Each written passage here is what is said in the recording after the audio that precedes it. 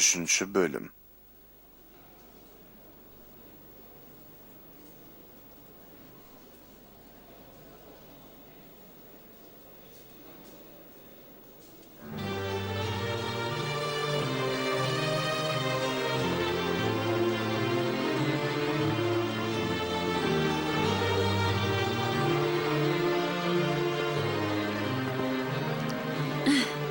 Жаным, қанды жақсы емдеп жатқан көрінеді. Иә.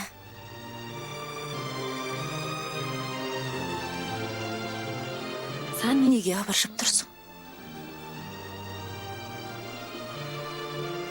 Онур мырзаның сөзі көңіліңе ауыр тиді ме?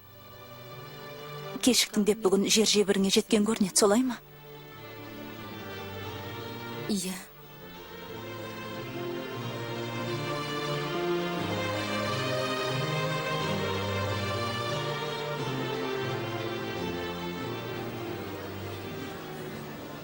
Сөзі сүйегімнен өтті, Бану. Мұндай ауыртпашылықты көтер алмасаңдар, айтыңдар, білейік деді. Ой Алла, бұл не деген сөз? Шаман келмесе тыраштанба дегені ғой. Ал сен ше? Маған сенбесеңіз жұмыстан кетем дедім. Не? Есің дұрыс па, кеткен несі? Шехрисат, әлде солай еттің бе? Кетпекші едім. Бірақ Керем мырза араласып, райымнан қайтарды. Құдай-ай, жүргім тас төбемнен шықты ғой. Жаным ау, басқа жұмыс таба алмайтыныңды білесің ғой. Қарызың шашыңнан да көп. Бірақ намысыма тиет, Бану. Бұл сұмырайдың қорлығына қашанғы шыдай бермекпін. Айтшы. Білемін, оңай емес. Бірақ Онур мырзаны алдай сал. Саған ғана сөйтпейді ғой, елдің бәрімен солай.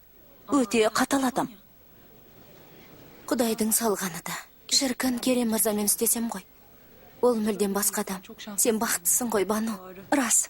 Онур мырзаға қарағанда Керем мырза періште. Бірақ жұмыс кезінде ол да қатал.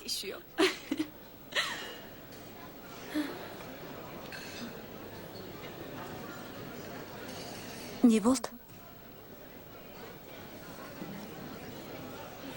Бүгін тағы да Канның атасы хабарласты. Не? Ол оңбаған тағы да сені қорлау үшін хабарласты ма? Иман сауап есіне енді түсіп, ақшаны берем деді. Не?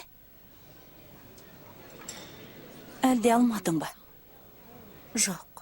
Шехрисат, алуың керек еді. Досының қарызын қайтарар едің. Жарайды.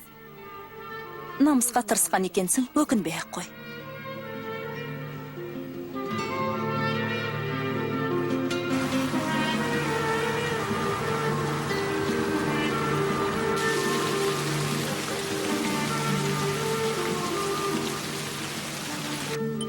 Шіркін.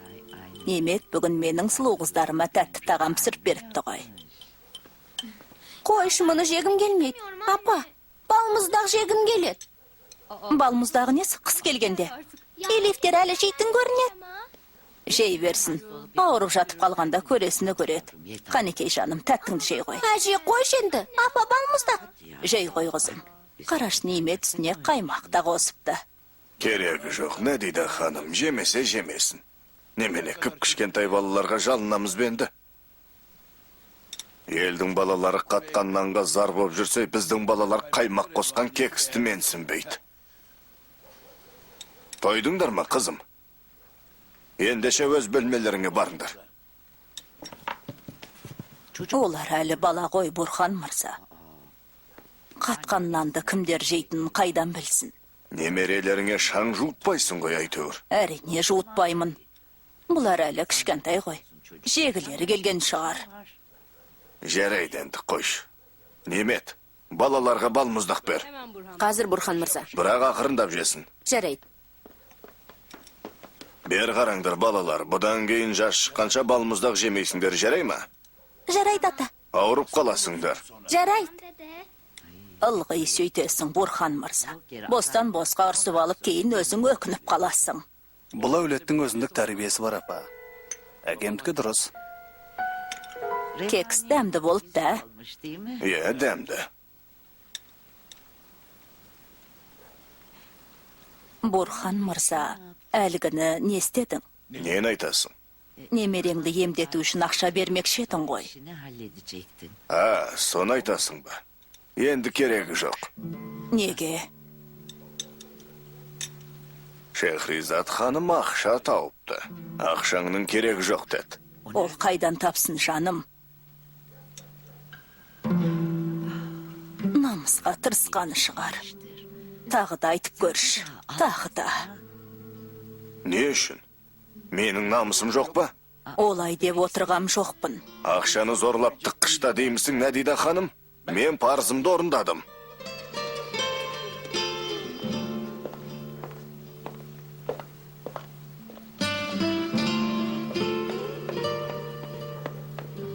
Шынымен ақ ақша тауып па? Білмеймін. Ешқашан ештеңе білмейсің ғой, Али Кемал. Ештеңе.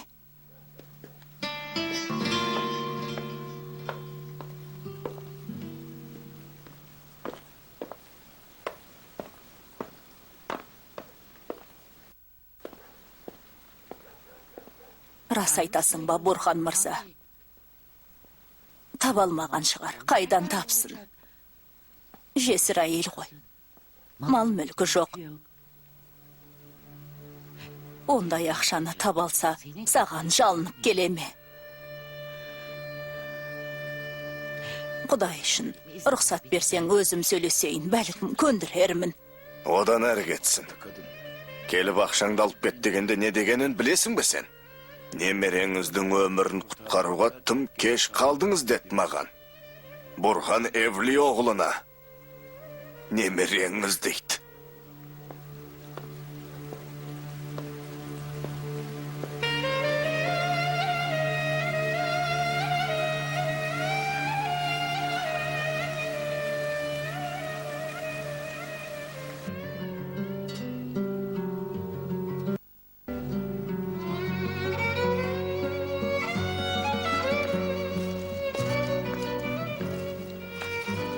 Қайтыңыз енді, Шехризат ханым, уақытыңыз аяқталды.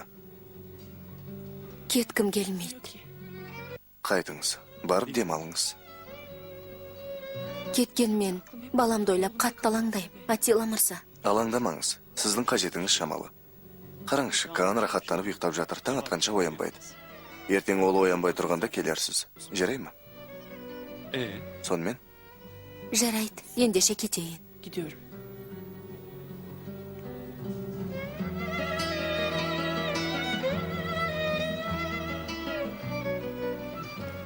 Айтпақшы, Мехрибанның қалы қалай?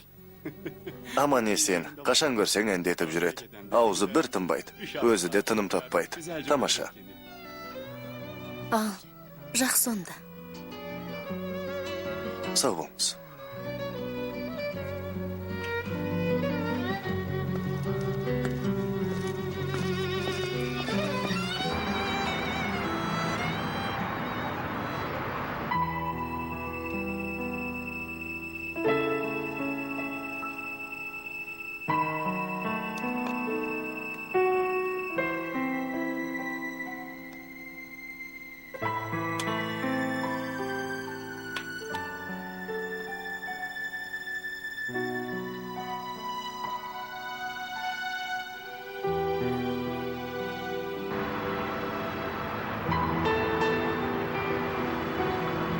Қалың қалай, қызым?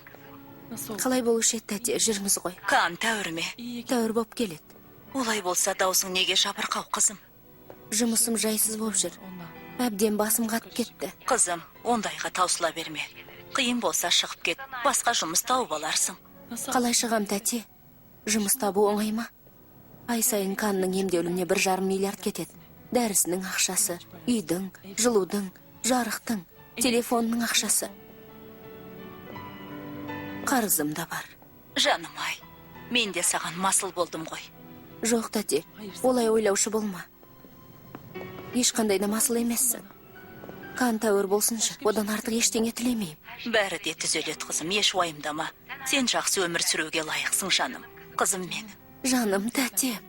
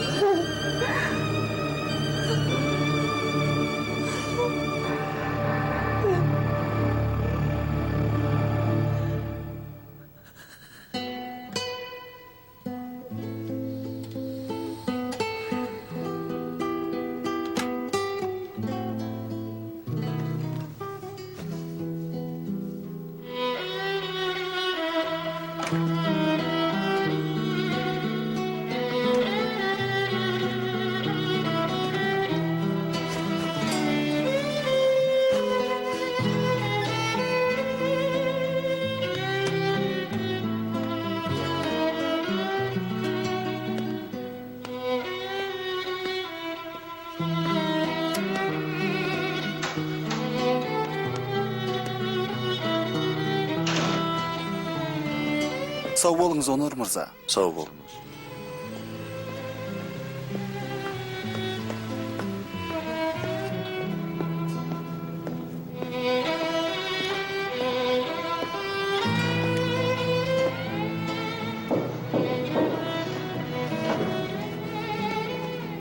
Камил, үйіңе қайтсаңшы, кеш бол. Бірақ Бар дейм, әйелің күтіп қалмасын. Сау бол. сау болыңыз.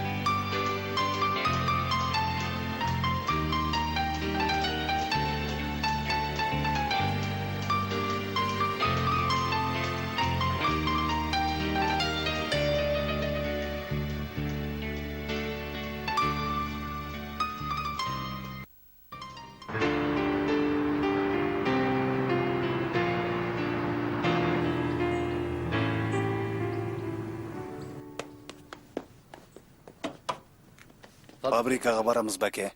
Ендше, әлді бұғазда серуен дейін деппен. Әрине фабрикаға барамыз. Бәлкім дүкенге барамыз дегенім ғой. Балам, бүгін ақша төлейтін күн емес пе? Саған бірдеңе қажет пе? Айта ғой. Жоқ, рахмет. Сағаншы, келін бала. Жоқ, әке, аман болыңыз. Жолыңыз болсын. Бірдеңені тастап кетпе. Телефоным қалып барады. Айше, жүгір қызым. Істерің оңды болсын. Айтсын. Ауыр көтеруші болма. Жарайды, көтермеймін. Мен бармын ғой балам, оған көтертпеймін. Рахмет, апатай.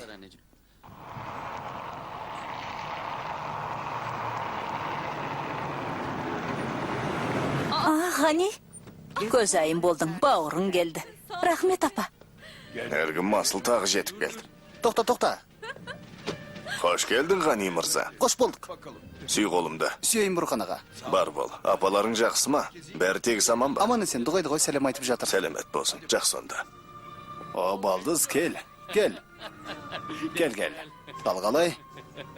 Қалайсың, жақсы. Келе ғой, жаным, кел. Күнім. Кішкентай қалай? Немен келдің? Автобуспен бе? Иә, автобуспен, ұшақпен келуге шама жоқ. Біз евлей оғылыларда емеспіз. Қайсер қалай, жақсы ма, ел жұрт аман ба? Тек саман. Али Кемал. Жүр. Айше, Немет? Қош келдің, балам. Айше, Немет? Геологиялық рапорт бекітілген соң жеңілдік қалдық. Әйтпесе жерді бұзып жарған мен ол жақтағы бюрократия шырмауын бұзып жара алмаспыз деп қорқа бастап ем. Бану ханым, Алманияға жіберілетін майлды алдымен өзім оқып шығайын. Дубль чек жасайық, кейін олқылық шықпасын. Жарайды, Керем мырза. Иә? Басқа нендей шаруалары бар? Скей Тауэрске нақты жобаны өткізуіміз керек. Жағдай қалай? 22 күндік жұмыс бағдарламасын жасадым. Соған орай... 22 күндік? 22 таң, 22 күн, 22 түн. Керемет екен. Керемет. 22 күн тым ұзақ уақыт, Шахризат ханым. Бұл жастарға не дава? Компьютер деген пәле сендерді тым еркелетіп жіберді. Бәрі де тез арада бола қалсын дейсіңдер. Бұрын болса мұндай жобаны 3 айсыз түстеріңде де көре алмас едіңдер. Қазіргі заман басқаша, Ялшын мырза. Ол сіздің заманыңызда болған. Ал қазір компьютер деген нәрсе бар. Оны неге пайдаланбасқа? Сенікі де дұрыс. 15 күнде бітіретін бол. Бірақ бұл мүмкін емес, Онур мырза. Онсыз да күні бойы жұмыс істейміз. Кешкі уақытты қайда қоясың? Әрине, сағат 6 болды екен деп жүгіре жөнелсеңдер жұмыс бітпейді. Мүмкін болғанынша кешкі уақыттарда да істеп жүрмін ғой, Онур мырза. Демек, күнде кешкісін істеуіңіз керек. Нұрхаят ханыммен сөйлесіңіз, мерзімін 15 күн деп белгілесін. Істерің оңды болсын. Істерің оңды болсын.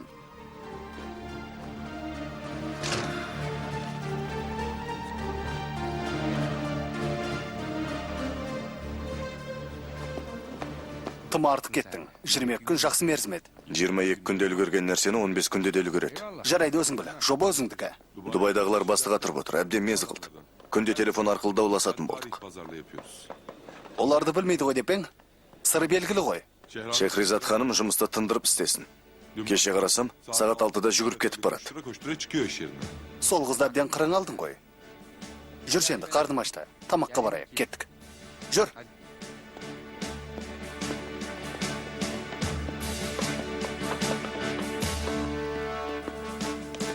Жаным, сонша таусыла бермеш. Қалай таусылмайым, Бану? Күні бойы тыным таппай жұмыс дейм, сонда да жағалмадым. Кешкі уақытты қайда қоясың дейді. Кешкісін бір жерге қыдыратындаяқ. Төлемақы күндері таяған сайын жындары қоза түседі. Біреулер Алманияда тәлім алғандар жұмысты қатал болады деседі. Олар алдымен Керем мырзаны көрсінші, қандай тамаша кісі. Қайтадан Канға барасың ба? Иә. Тамақ жемей кетесің бе? Қалай жейм, Бану? Тамағымнан ас өтпес. Шіркін жобаны шала-шарпы істей салып, 3 күннен соң істеріне тастай салайын ба? Сен жұмысты тыңғылықты істеп үйренген адамсың. Жарайды енді қапаланбаш, мен де бір жағынан көмектесермін. Жарай ма? Бану жан досым, рахмет. Бірақ сенің өз жұмысың бастан асып жатыр. Қойш. Осы компьютер дегенді ақыр меңгеретін шығарым, Шехризат. Білсем ғой, біргіп тездетіп бітірер едік. Рахмет, Ялшын аға, ниетіңізге рахмет. Жүре ғой. Жүр. Апаңды ертіп келмедің бе, Ғани? Біраз қонақ болар еді. Қайсереде ішіп пысқан шығар. Расында да жақсы болар еді. Мен де әбден сағындым. Сондай сағынсаң өзің барып қайт әпке. Мына түріммен бе айтасың ау? Үстелге қояйын ба, Фусун ханым? Жоқ, алдын алып жесін. Жаңадан шай қойдың ба? Қойдым. Қатты қарным ашты. Кеше кешкісін жолда бір тост жеп едім, 4 лира бердім, дүние қымбаттап кетті. Құдай кедей кепшікке қуат берсін. Аумин. Аумин. Бастырма қосқан жұмыртқаға не? Бітіп қалды жаным. Қалайша бітті? Қалған таңертең таустық. Апа, әкем айтайықшы, қыстақтан тағы да алдырсын. Айтарымыз. Қайсерліктердің үйінде бастырма таусылғаны қызық екен. Өзің ала келмедің бе? Үсті басымнан бастырманың иісі аңқып тұрсын дейсің бе?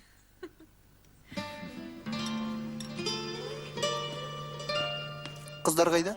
Оқуда. Оқуға күнде бара ма? 1-2 күн демала тұрмай ма? Сен сияқты ма? Е. Айтпақшы, апам кішкенде Бұрғанға сәлем деп жіберді.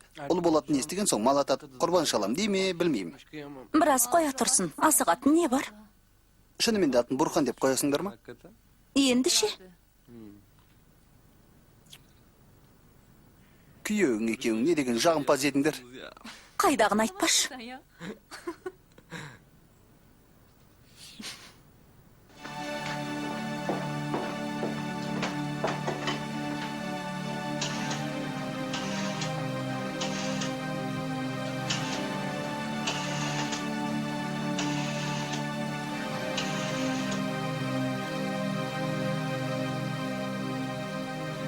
Кан, Ебле оғлының қал жағдайын білейін деп едім. Қай бөлімде? Оны білмеймін. Обыр науқасымен жатыр. Онкология ғой, қазір жалғастырайын, біраздан соң хабарласыңыз. Желі бос емес екен, немесе күте тұрыңыз. Иә, күтсеңіз болады. Күтейін. Мыналарды қара, қандай әдемі. Қараш. Нағашы әжесі немересе неше түрліні тоқып жіберіпті, ал өзінің әжесі тіпті елейтін түрі де жоқ. Бұл тек бастамас қана. Ұл болатын естігенде естері шықты. Таңынан кешке дейін тоқиды. Әрине, ұл тапқанның мерейі үстем деген. Мынау не? Оны Нәдида тәтеге жіберді. Қараш өзін. Құдағиына сәлемдеме жібермесе көңілі көншімейді. Мынауың таза жібек қой. Есі дұрыс па өзінің? Бұл деген қымбат қой. Көрейінші. Тартшы майлы қолыңда.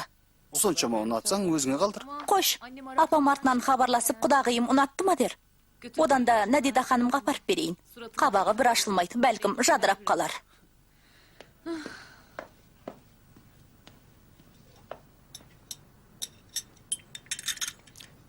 Маған шай құйып жіберес бе?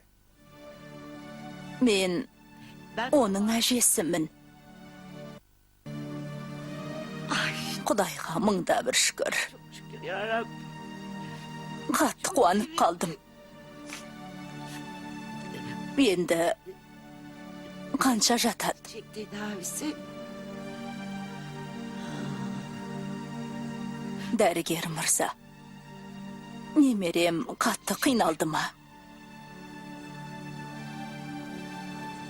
Қарғамай. Күнде дәрі егу, дәрі ішу деген қиналды ау әбден. Апа? Не болды, апа? Кіммен жылап сөйлесіп отырсың? Ешкіммен. Менің апамды кім жылатты екен? Әлде әкем бе? Қойш, Фусун. Қоймаймын, апа. Қой дедім, Фусун. Фусун. Үлкендердің бөлмесіне кірерде есікті қағып кіру керек.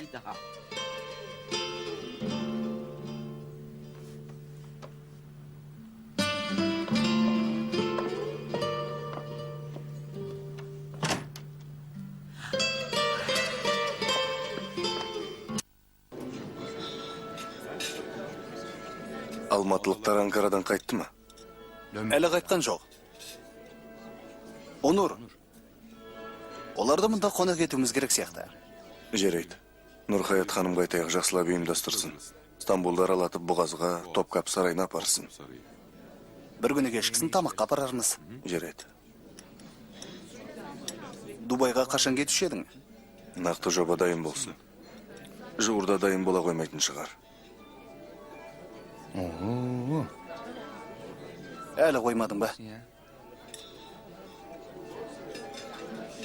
Бер қара, Онур. Мені білесің ғой, көп нәрсеге араласа бермеймін. Бірақ Шехризатты тым қырың алған сияқтысың. Оған ештеңе істеген жоқпын. Тек жұмысымның жүргенін қалайым. Тым артық кетесің. Бірақ оныңды көрмейсің. Ол әйелді неге мұнша қорғаштайсың? А? Неге?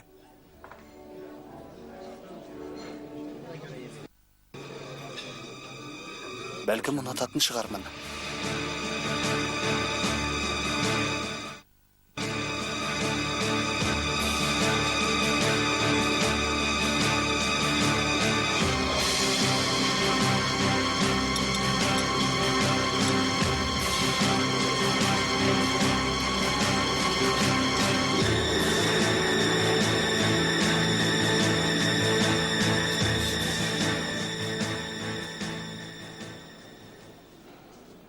Ұйықтап жатыр.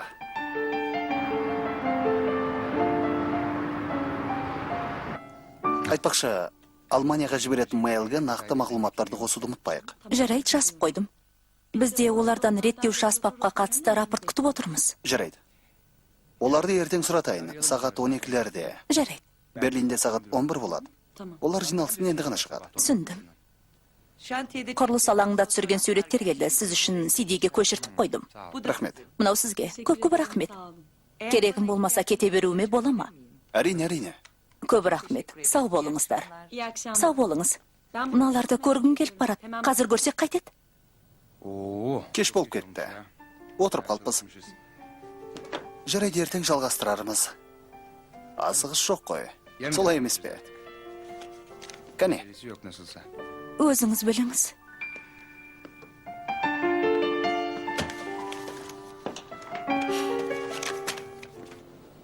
Жалақыңды арттыратын болды ма? Айтасың ау, Хакан. Әлі тұрақты қабылданған жоқпын. Солай ма? Неге? Қайдан білейін? Сондай үлкен жобаны маған басқартып қойды. Бірақ қызметке тұрақты қабылдау мен ақша туралы әңгіме болған жоқ.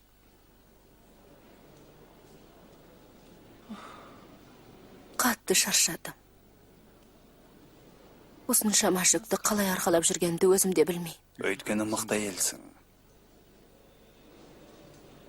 Бұл жоба ыңғайсыз уақытқа тап келді. Есі дертім қанды. Бір түрлі ойымды жинақтай алмай. Бұл табиғи нәрсе, Шехризат. Оның үстіне ешкімге баланың бар екенін білдіргім келмейді. Айтпа. Кейде аузымнан шығып кетеме деп жаным шығады. Өте абай бол. Бастық дегендер жауыз болады. Кейін балаңды жасырың деп кінәламасын. Онур мырзаның жобаны аяқтау мерзімін бір аптаға ілгерілеткенін білесің бе? Мұнысы болмаған екен. Айтпа дейім. Ендеше бұлай болсын. Осы күндері қолым бос. Қаласаң саған көмектесейін. Кешкісін жайланып отырып ән тыңдап, бірер шыны кофе ішіп, 3-4 кештақ бітіріп тастармыз. Мақұл.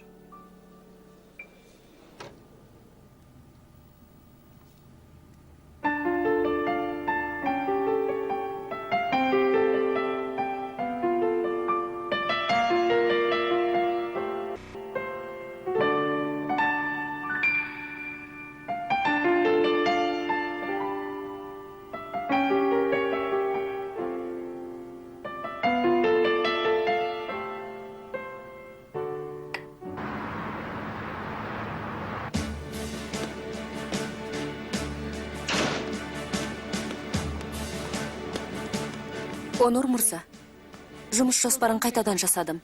Нақты жобаны сізге 18 күннен кейін тапсыра алам. Сізден нақты жобаны қашан ұсына аласыз деп сұрағаным жоқ. Шехризат ханым, 15 күннен кейін дайын болсын дедім. Ұқтыңыз ба? İstiyorum dedim. Білем, бірақ жұмыс жоспарын негізге алсақ, бұдан ерте бітіре алмайым. Сізге кезінде сенім артпасам, мұндай міндет жүктемес едім. Солай ма? Солай, бірақ Жобаны үлгеретініңізге сенем, бірақ сіз өз күшіңізге сенбейтін сияқтысыз.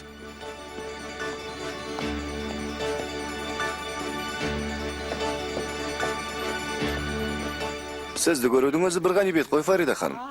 ілтифатыңызға рахмет, Ихсан мырза. Зайыбыңыз аман есен бе? Сізге дұғайдығы сәлем айт. Сәлемет болсын. Шіркін, жиналыс сайын тәтті-пәтті. Özür dilerim. Кешіккенім үшін кешірім сұрайым. Қайырлы таң, ағайындар. Нұрхаят ханым, сөз сізде. Бастай берейік, ағайындар. Күн тәртібі тығыз. Бірінші мәселе Алматы электр су құбырлары жобасының экономикалық деректері.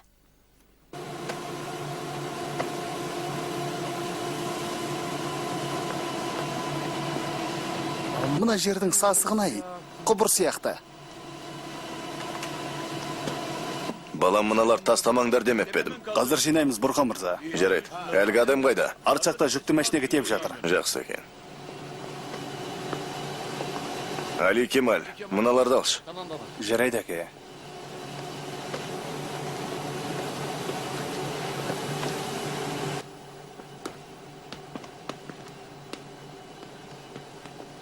О, Бұрқан аға, мына жерде жаңалапсыздар ғой. Лақтағандарыңыз жақсы болды, өңі кіріп қалды. Ұнады ма? Ұнағанда қандай? Жақсы онда. Саған ұнаса жақсы деген сөз. Мынаны қайда қояйын, әке? Бір жерге қоя сал. Иісі әбден сіңіп кеткен ғой. Мұнда иіске қалай шыдайсыңдар? Тіпті сезбейміз де, мұрнымыз үйреніп кеткен. Немене сонша өзің жұпаран қыған жақтан келгенде ақ. Адем, О не аға? мынаны дүкенге апар. Ниази сарға бер. Қолға талайын ба? Ала сал. Сен не қарап тұрсың? Тапсырмаңды күтіп тұрмын. Бар, цехты аралап шық. Балдызыңды ертіп ал. Мақұл. Жүрі кеттік. Ай, баламай, ақылсыз баламай. Қайтейін енді. Ылғи осында жүресің баға? Қайда? Осында жұмыста дегенім ғой, жеке кабинетің жоқ па? Дүкенде бар емес пе? Онда болған қайтейін осы жерде болу керек. Абырой атағыңыздардай Али Кемал Евлеоғлысың ғой. Кабинеттің не керек бар? Неге? Жұмысшыларды бір сәтке көзден таса қылуға болмайды. Табан астында керілдесет, көз айыруға болмайды. Böyle dikileceksin başları. Адам шаршайды ғой. Yorulur ve Қашанға аралай бересің? babam yaşlı. Әкем қартайда. Есі кіреслі шығасыла. Бір күні маған кабинет берем деп қоймады. Бірақ мен де шіреніп отырсам, бұл жұмысшыларды кім тексереді? Sen bu işi Ayt sonra. halleri söyler misin? Оның рас. Әли Кемал аға. О не, кешкісін қыдырамыз ба? Қайда? Қайдан білейін? Құм қапы жақтарға жарай ма? Кешкісін көреміз. Жарайды. Бесінші мәселе жұмысқа алынатын қызметкерлердің жағдайы. Бұл мәселе өте маңызды. Асығыстық жасауға болмайды. Сынақ мерзімі толғандарды шетінен ала бермейміз. Бұл өте дұрыс. Кейбіреуінің сынақ мерзімін ұзартуымыз керек. Иә, әрине. Ендеше бір-бірлеп танысып шығайық. Ас болсын. Саған да ас болсын. Директорлар кеңесі жиыны аяқталмады ма? Жаңа ғана аяқталды. Бүгін тым ұзаққа созылды ғой. Жалақыны көтеріп жатыр ғой. Біреулердікін көтерді, біреулер жұмыстан шығарылды. Құдай сақтасын ағасы.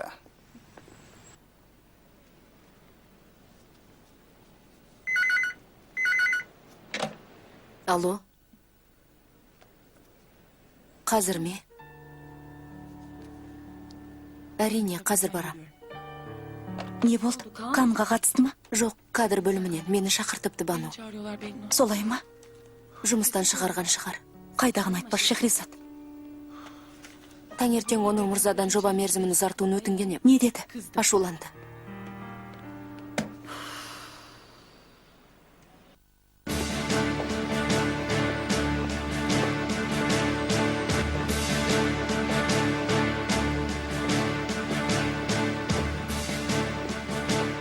Мыналарды ал, Селин ханымға апарып бер.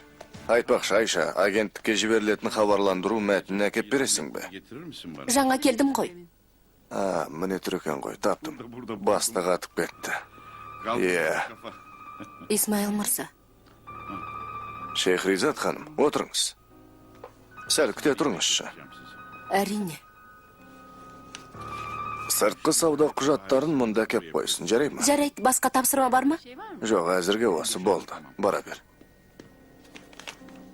Бірдеңе боп қалды ма? 4 айлық сынақ мерзіміңіз толды. Иә. Үстіміздегі айдан бастап тұрақты кадрлар тізіміне іліктіңіз. Демек, жұмысқа алындыңыз. Жалақыңызда қызметіңізге қарай арттырылады. Солай ма? Мінекей, мынау жеке парақшаңыз. Қайырлы болсын, Шехризат ханым. Бұдан бұлай тұрақты қызметкерімізсіз. Көп рахмет. Мына жерге қол қойып кетіңіз. Иә. Мына жерге.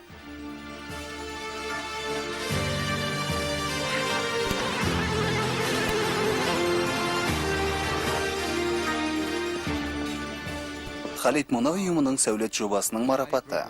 Маңызды марапат па? Болғанда қандай, Фарид апай? Тендерден жеңіп шығуымызға септігін тигізді.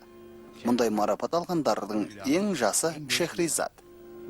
Жақсы екен, бәрекелді. Түріктерден жалғыз ба? Жоқ, тұңғыш марапатты алғанда түрік, бірақ бұл тұңғыш әйел сәулетші. Жоба толықтай оныкі емес. Тек атсалысқан. Басқалардың қақын жемеу керек. Ол ат салыспаса, Дубайдағы істен қорғалар едік. Иә, оның рас. Ол қызға алғыс айттыңдар ма? Сендерге тендерді ұттырыпты ғой. Тұрақты жұмыс қалдық қой. Одан артық не қылдейсің? Жалақысы да артты. Балам, онсыз да қолынан іс келетіндерді аласыңдар ғой. Ол алғысқа жатпайды. Фарида дұрыс айтады. Балалар, жақында оған ұсыныс түсе бастаса айырылып қаласыңдар. Көңілін табыңдар. Ол қызды көргім келеді. Бүгінгі бас қосуға шақырсаңдар болар еді, танысар едік. Жобаны басқаратын адамның директорлар кеңесі жиынында не шаруасы бар, апа? Жаным, бұл әскери бас қосу емес қой. Танысар едік. Келесі жолы көреміз.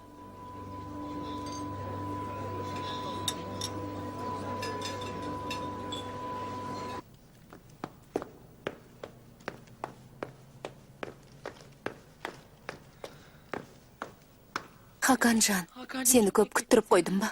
Жоға, жаңа ғана келдім. Дала суық болған соң осында күткенді жөн көрдім. Ауруханадан шыққанда такси таба алмадым. Канның жағдайы қалай? Тәуір. Бірнеше күннен соң палатаға көшіреді. Рас па? Сол үшін қуанып тұр екенсің ғой. Бүгін табысты күн болды, Хакан. Жұмысқа қабылдандым. Сүйінші сұрамайсың ба? Жалақым көтерілді. Үстімнен тау түскендей болдым. Қанекей кіріп отыр. Солай болуға тиіседі, Шехризат. Баяғыдағы жұмысқа алынуың керек еді.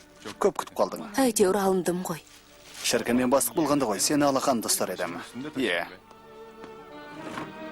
Жаным сол. Хаканжан, жуырда қарызыңды қайтарып берем. Қойшы, саған қайтар деген біреу бар ма?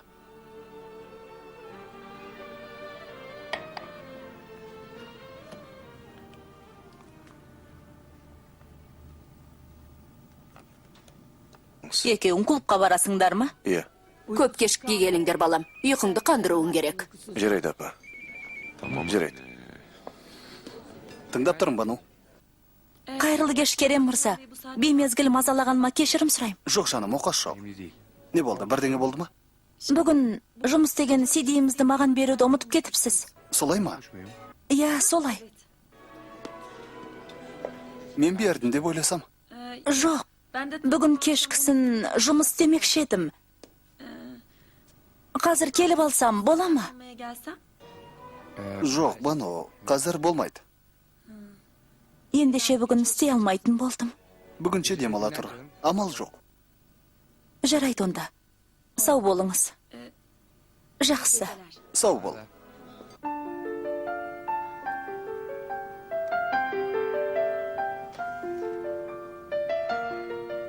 Мынауың керемет екен, Шехризат. Біраз толықтырсың жетіп жатыр. Рас па? Е, Көп рахмет, Хакан. Сенің пікірің мен үшін өте маңызды. менікі сүтсіз ғой. Иә. Ақша болғанда не алушы ең? Беттер шоколад. Ашшы шоколад. Ашшы шоколад.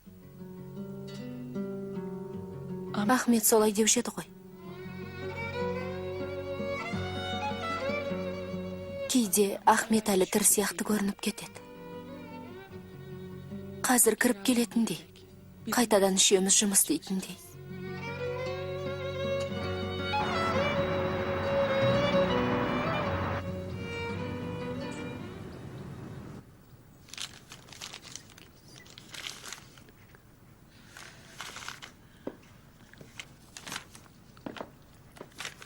Не болды, не дейді жан?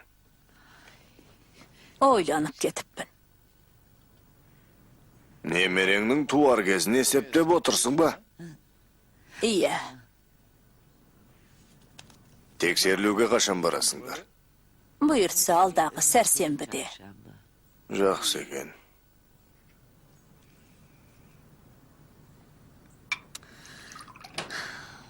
Шехризаттың ақшаны қайдан алғанын әлі анықтай алмадың ба? Сен де қызық екенсің. Қалай анықтаймын? Оған телефон соғып, қайдан алдың дейін бе? Allah Allah. Жынданатын шығармын. Байғұстың әке шешесі жоқ. Алатыны 5-10 тиын. Мұнша ақшаны қайдан алуы мүмкін? Біреулерден қарыз қалған шығар. Күлкімді келтірмеш Али Кемал. 150 мың долларды кім бере қояр дейсің? Әкеңде анықтамады ма? Солай ма? Білмеймін, өзінен сұра. Әкең берген шығар, бірақ айтпайды. Берсе неге жасырсын? Сенен қорқа ма? Әкеңнің не тындырып жүргенін ешкім білмейді, Али Кемал. Тіпті байлығының қаншалық екенін де білмейміз. Бұл не деген сөз, Фосон? Бурхан мырза не тындырып жүр сонда? Жоқ апа, жұмыс істеп жүр дегенім ғой. Құдай өмір жасын ұзақ қылсын, бірақ әкеміздің жасы келді емес пе? Ауырып жатып қалса, қай жерде не бар екенін білмейміз де. Иә, оған басыңды қатырма. Білетін адам білет, ұқтың ба? Anladın mı?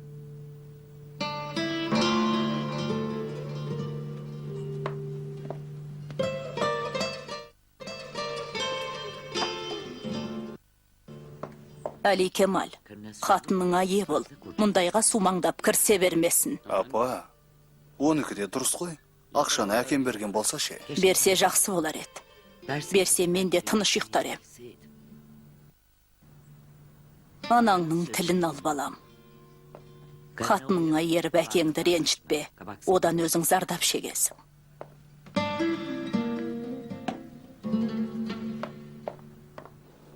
Өйтуге болмайды, аш аузыңды.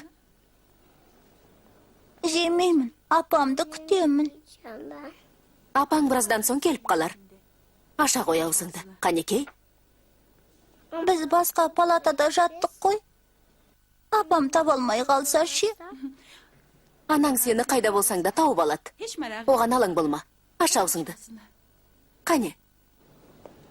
Бүгін нешінші күн, 5-ші күн бе? Iya, 5-ші күнге ауды. Палатаға дер кезінде көшіріппіз. Кешкісін туған күнін тойлап бермейміз бе? Әрине тойлаймыз. Қайнеке балам, аш аузыңды.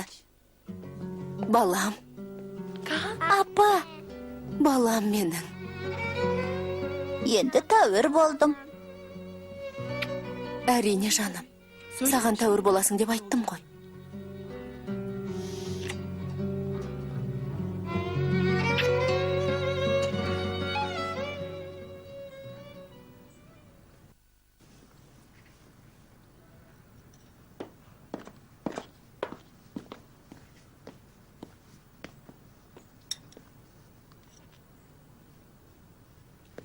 Сендерде дастархан әдебі деген нәрсе жоқ па, Ғани мырза?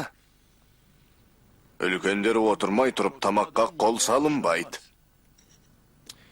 Кешіріңіз, Бурхан мырза. Кешіріңіз дейді.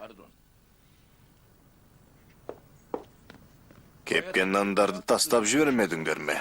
Неге тастаймыз? Қызықсың ғой. Ал Ғани енді бастай бер. Әпкемдер келсін. Рұқсат болса бүгін бір жерге барып келейін, Бурхан мырза. Назира ханымның келініне операция жасалыпты. Көңілін сұрап қайтайын деп едім. Ағыр насыллардың келіні ме? Иә. Бар, машина керек пе? Апасы жоқ па? Жоқ, жағалауға дейін өзім барам. Қызым, келсеңші, таңғасыңды іш. Таксимен барам, Бурхан мырза. Сурет дәптерімді тастап кетіппін. Қыздарымның сүті қайда немет? Қазір әкелем, Бурхан мырза. Сүт ішіп, ақылдары көбейсін, солай емес пе? Иә. Ас болсын. Кешкісін келесің ғой, иә? Келем әрине. Келмей қалай шыдайым күнім. Апаңның кешкісін саған тосын сыйы бар. Солай ма? Бірақ тамағыңды тауысып қоятын бол. Солай ма, апасы? Әрине. Менің қошақаным нағыз ер жігіт, тауысып қояды. Сенің балаң менің балам, Шехризат. Алаң болмай, жұмысыңа бара бер. Bir Алла жар болсын. Не? Bir Алла жар болсын баршамызға. Жәрдемшіміз деген сөз бе? Иә. Қанеке таңғасымызды шей. Неше түрлінің бәрі бар. Жей ғой ұлым. Жей.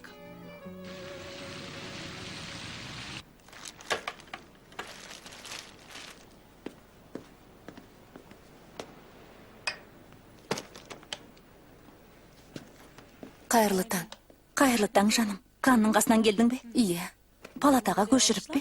Иә. Құтты болсын. Қуанышыңа ортақпын. Рахмет, Банужан. 3 аптадан бері ұлымды алғаш рет құшақтап мауқымды бастым. Қандай сағынғанымды білсең ғой. Көйлегің қандай тамаша. Ұнай ма? Иә, тамаша екен. Ненің құрметіне? Кешкісін бір жерге барасың ба? Алматылықтар келіпті ғой, кешкісін қонағасыға барамыз. Сен де қатысады екенсің ғой. Еріксіз, Шахрисат. Мына көйлегім тым сәнді емес пе? Жоқ, меніңше тамаша. Керем мырза бірдеңе деп жүрмей ме? Не деу мүмкін? Қызмет бабындағы қонағасыға сәнденіп келді демей ме? Сен де айтады екенсің ау. Алаңдама.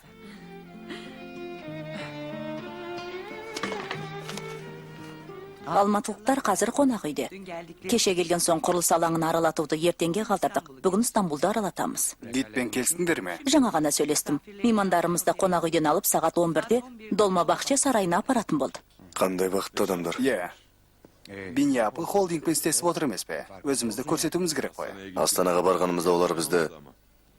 Бірақ ол енді ғана бой түзеп келе жатқан шақыр ғой. Кешкі қонағасының орнын белгіледік. Өте жақсы.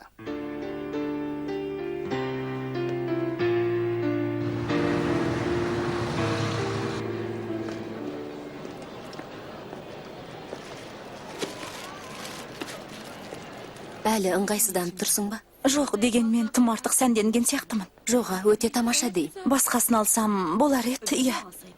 Бану, қойшы енді. Қонағасыға тұңғыш рет барғалы тұрған жоқсың ғой. Иә, оның рас. Бірдеңе таңдадың ба? Таңдай алмай жүрмін. Балама дүкендегінің бәрін апарғым келеді. Келші, саған көмектесіп жіберейін.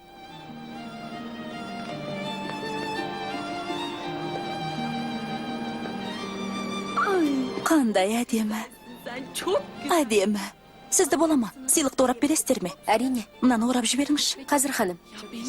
Бану, мұның не? Сені мұнда қанға сыйлық алсын деп ертіп келдім бе? Сен араласпа. Біраз тездетесіз бе? Әлі шаштаразға баруым керек. Шашымның түрін қараш. Қазір келем.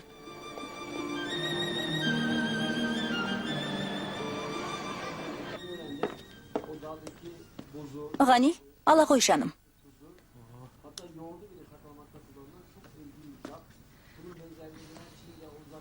Бүгін тағы да фабрикаға барып қайтсаң болар еді. Несіне барам?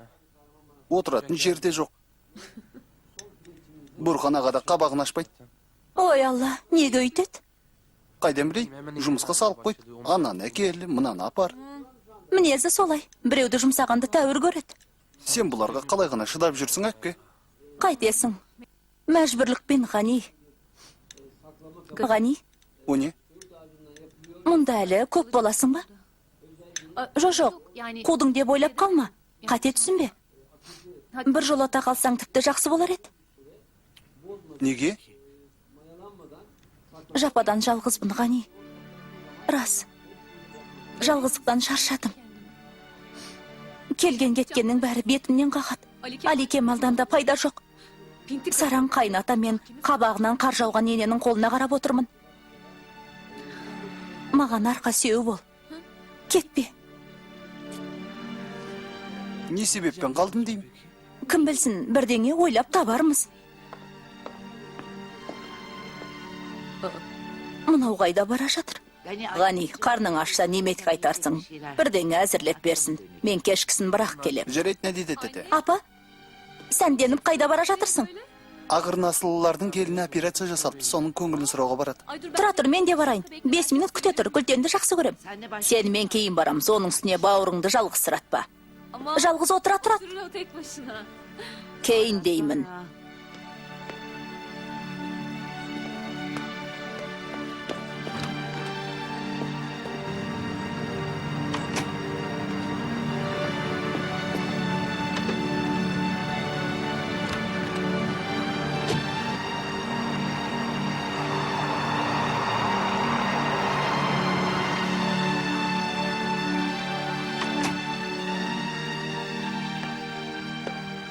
Мынау ағыр насылыларға баратын болса, басымды кесіп берейін.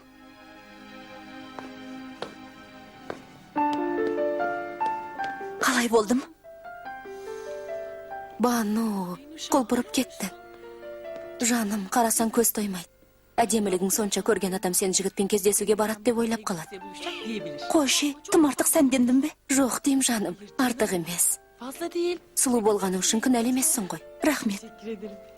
Қанға қашан барасың? Алдымен Онур мырза кетсін. Әйтпесе сағат 6-та кеттің деп ойбай салар. Олар кеткен соң шығам. Баланы күттіріп қойма. Мынаны бере салайын. Бүгін жақсы жұмыс дедің десін. Жолың болсын. Рахмет. Жаңадан алдың ба? Е, қалай екен? Жақсы. Қайдан алдың? Берлиннен. Осымен неше пар болды? Соңғы рет санағанымда 178 болатын. Қызық адамсың ғой. Басқалар марка жинайды, ал сен. Мені бұрынғының адамы деп едің. Марка жинау келмеске кетті. Е, Қайырлы кеш, Онур мырза. Табиғат көріністерінің соңғы жағын көрмекші едіңіз. Қаласаңыз қазір көрсетейін.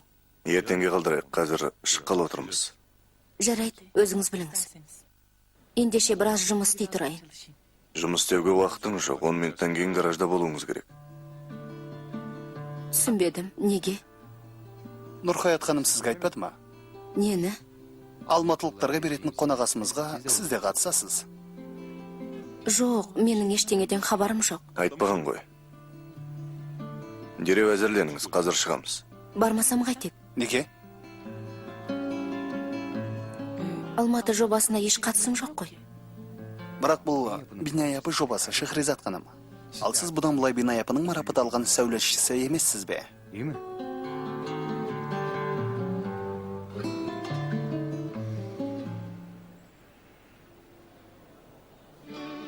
Әжетайым, Тағы да айтшы. Әже дайым. Жаным менің. Бірақ жыламашы. Садаған кетейін. Күнім сол. Құдай өмір жасыңды ұзақ қылсын. Жаным ау сол. Жүріңіз, шыға тұрайық. Әже, кетіп қалмайсың ғой, я? Кетпеймін. Тортыңды жегізбей кетемін бе? Жаным, қошақаным сол.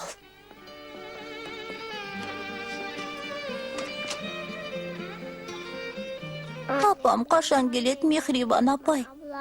Келіп қалар балам, жолда шығар. Саған ең жақсы сыйлықтар әкеледі. Апаң келгенде май шамырлейміз, тортыңды жейміз. Бұл компанияның бәрімізге қайырлы болатынына сенем. Әлі талай бірігіп жұмыс істейтін боламыз. Түрікшені қалай жақсы үйренгенсіз? Қалай үйрендіңіз?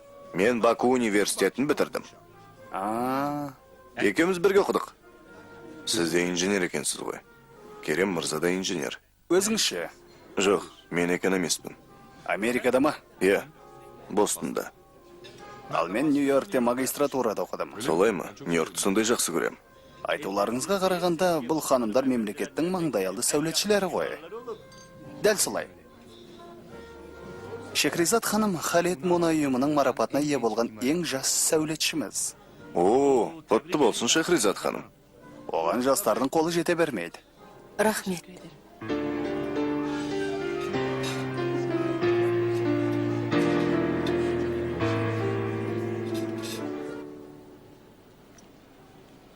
Апам келсін. Апамды көргім келеді. Қазір келіп қалар балам. Бүйте берсең саған өкпелейім.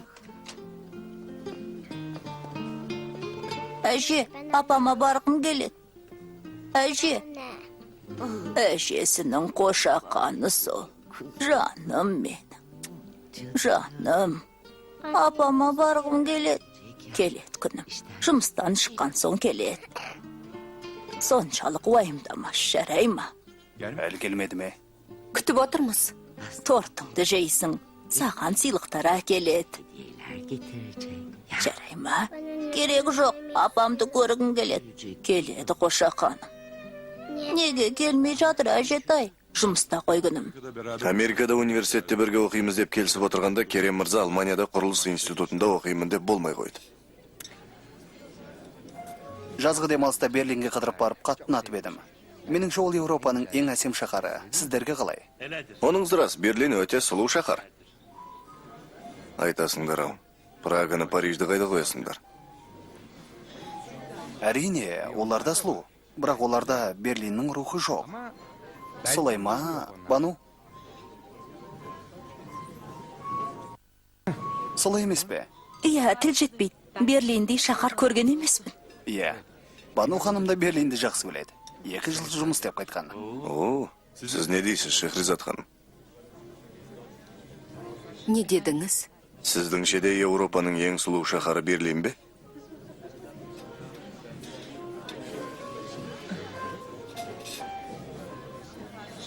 Берлинде ешқашан болған емеспін. Бір күні барамыз.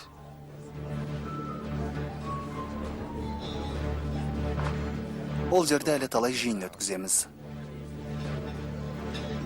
Алдымен Дубайға барып алайықшы.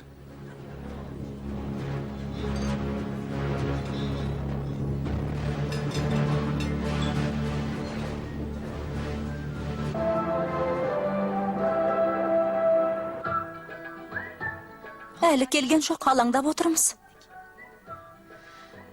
Жоқ жаным, апам ұялы телефонды пайдалануды білмейді. Тағы да тастап кетіпті. Иә, әрине келген соң хабарласын дейін. Тезірек сауығып кетсін. Сәлемет болсын. Сен де сәлем айт. Ағыр насыллардың келіні сағат 4-те шығыпты. Ендеше әлі ерте келіп қалар. Не деген бейқам адамсың, Али Кемал? Сағат 9 болды, ал сен ерте дейсің. 4-те шықты дей, 4-те. Бірдеңеге ұшырап қалса ше. Құдай сақтасын, ажал деген аяқ астынан. Не істейміз, әке?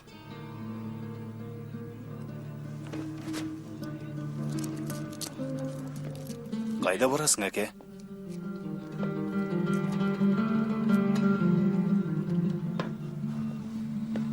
Тамақ ішпейміз бе, әке?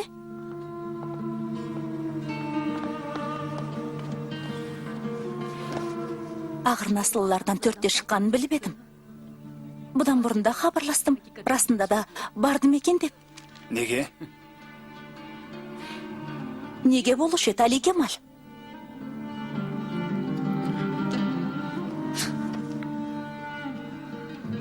Қардым ашып кетті. Болыңдар шен. Қоя тұршы.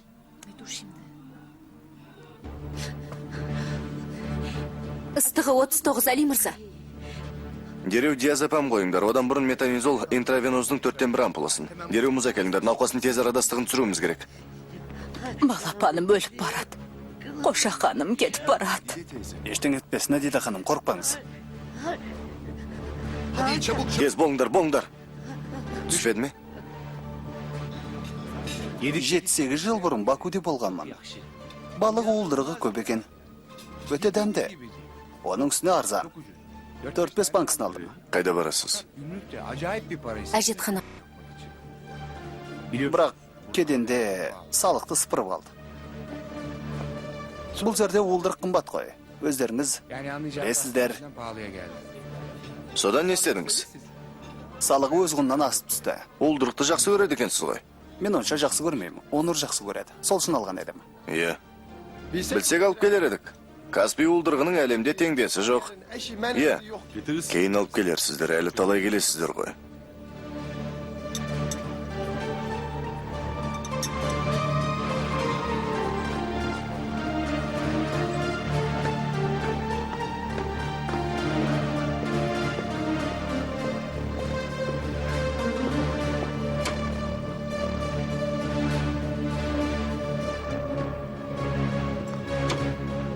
Қызу өлшегішті беріңдер.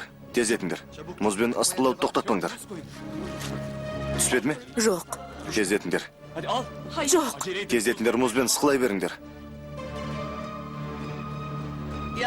Балапаным өліп барады, қошақаным ай. Қанекей, тез етіңдер, мұз қойыңдар. Қанекей, мұз қойыңдар. Олым, қошақаным. Қолтығына мұз қойыңдар. Тез етіңдер, қарап тұрмаңдар, тезірек. Қазір. Жарайды, дәрігер мырза. Қызу өлшегішті ал, ыстығы түсті ме? Өліп барады. Ыстығы түсті ме?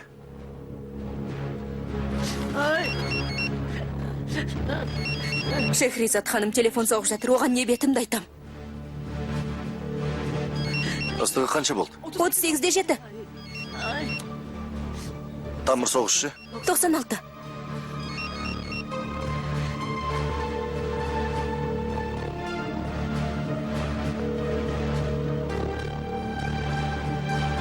Үшінші бөлімнің соңы.